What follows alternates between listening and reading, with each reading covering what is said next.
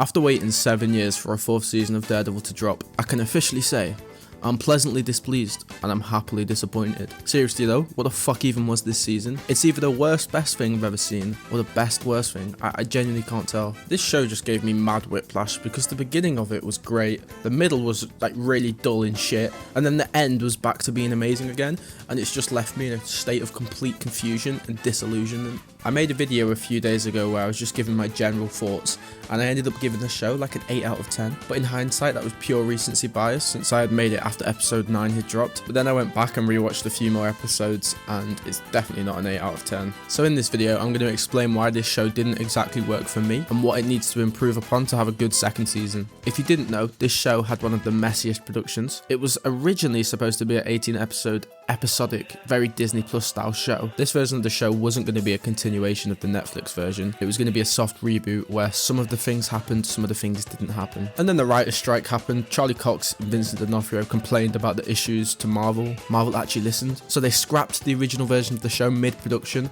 and they brought in the Loki season 2 directors and the Punisher writers to reshape the show into something closer to the original Netflix version. However, they'd already shot like 4 episodes and they didn't want to waste that money. So the new directives had to work with the old footage from the old version of the show. So what we ended up with was this half reboot, half sequel mutant of a show. One part wants to honour the Netflix legacy and the other part couldn't care less.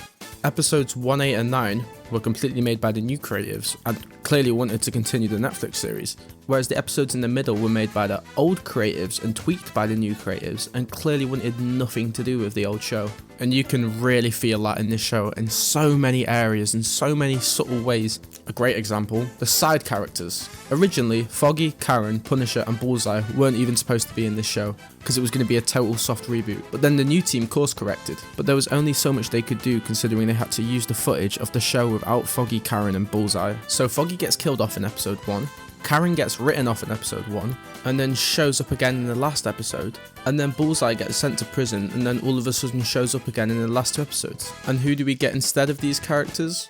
Cherry? Oh, he sucks. Buck? He's just the worst Wesley. Matt's new girlfriend, she's just annoying. McDuffie? She's fine but gets barely any screen time. The only new character I even slightly cared about was Daniel, and his dynamic with BB Urich was interesting. The Commissioner? He was slightly interesting, but that's about it. This show replaced real, nuanced and memorable characters with filler. We're told all these things like Matt, Cherry and McDuffie have a past, but we never see it. No flashbacks, no depth, it's just empty dialogue. And it's not just Karen and Foggy, literally every side character from the old show has vanished. Brett Mahoney?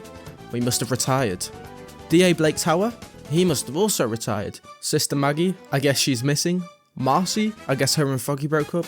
Ellison? I guess the bulletin isn't relevant anymore. Benjamin Donovan? I guess Fisk doesn't need lawyers anymore. Why continue this show if you're going to fully erase its heart and get rid of all the interesting and nuanced characters? Either reboot it fully or continue it properly. This weird middle ground is the worst of both worlds. I also really didn't like Heather. There was a scene at the end of episode 7 where her and Matt say I love you to each other, and it just felt so forced. Like, I'm pretty sure that's the first time Matt has ever said that to anyone. Throughout this show, Matt tells Heather about how dirty Fisk's done him in the past. Matt's gone after Fisk as a lawyer. Matt could literally just cite public court records from season 1 about Fisk having Mrs. Cardenas killed. It isn't even vigilante info, it's public knowledge, so Heather should know about this. And instead of listening to Matt, she just looks at him like he's crazy and then goes and works with Fisk.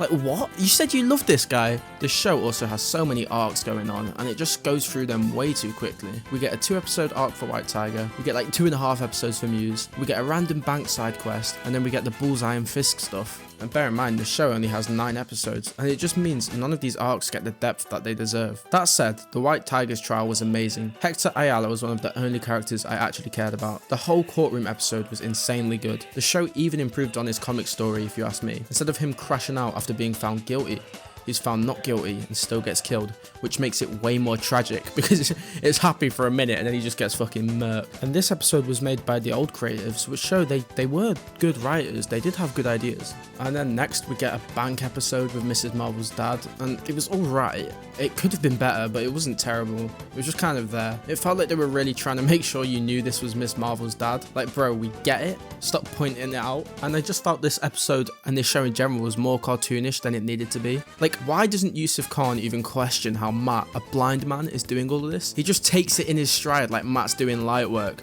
not dodging bullets and beating up goons. I'd be questioning that even if he wasn't blind. It's stuff like this that makes the world feel less grounded and less real, which the original Daredevil was always great at avoiding. And then we get the Muse arc, and oh my god, this was done poorly. He shows up, we learn about his character, and then he dies, and we're supposed to care. By episode 8, it feels like the new writers just moved on from everything pre-episode 7. Muse, Hector, who? And then we're back to the Netflix style setup. Bullseye, Fisk, Karen, Punisher. And those last 2 episodes were great. It was a great payoff, but the setup wasn't deserved. There's also a mini arc about police corruption, Punisher worship. This was one of the more interesting parts of this show, but it still could have been done better. It could have been more deep and had more nuance, but they literally split the cops into good guys and bad guys. No nuance, no grey area.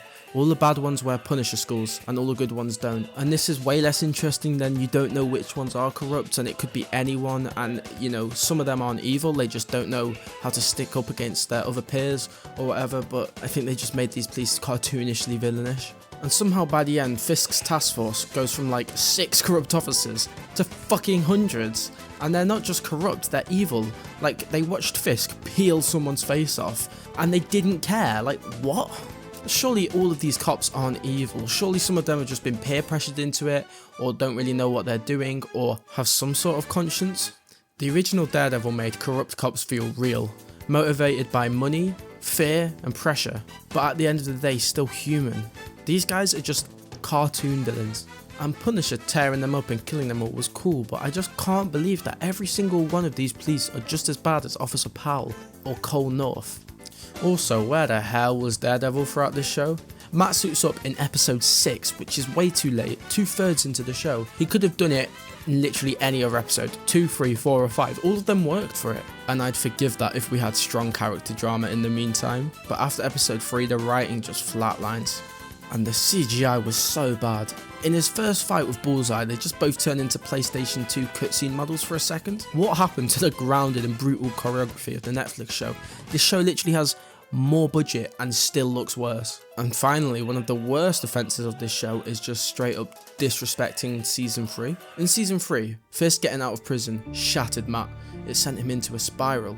But in this show, when not only does Fisk get out of prison but becomes mayor, he's like upset for like half an episode and then just gets on with it. Matt, Foggy and Karen risked everything to keep Fisk locked up, and now he's mayor. No explanation, no fallout. Fisk killed Ben Urich, Ray Nadeem, Father Lamptham, and you don't seem to care that much. You just go and have passive aggressive coffee with the guy. Ray Nadeem sacrificed his life, left his wife a widow and his son an orphan in his final play against Fisk. And none of that seems to matter. The thought of Seema and Sammy just seeing it on the news that Fisk becomes mayor and just everything Ray Nadeem did not mattering is just shit. It's just so cartoony to me how he keeps getting out, and this time there's no explanation. In season 3 it was explained excellently. Matt's deal wasn't you don't go after my friends and I won't go after your wife. It was you spend the rest of your life in prison and then I won't go after your wife. This show just completely forgets about the ending of season 3, like none of it even happened. So final thoughts. This show is a mess and it leaves me with so many questions. Why do a reboot and keep the same actors? Why pivot to a continuation but keep rebooted content? Why erase all of the old interesting characters for sloppy characters? Why not just hire the original creatives and call it a day? Now I am hopeful for season 2. It's being fully handled by the new team, and if the final 2 episodes are anything to go by, we're in for something good.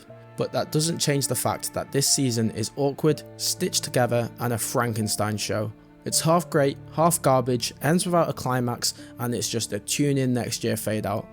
It didn't ruin Daredevil, it's not even bad, but it's not great. It lacks the love, care, and most importantly, the authenticity of the original series. It's akin to finishing a comic run, an amazing comic run like Zdarsky's, and then jumping onto something that's just okay, like Saladin Ahmed's. It's not awful, it just leaves you wanting more.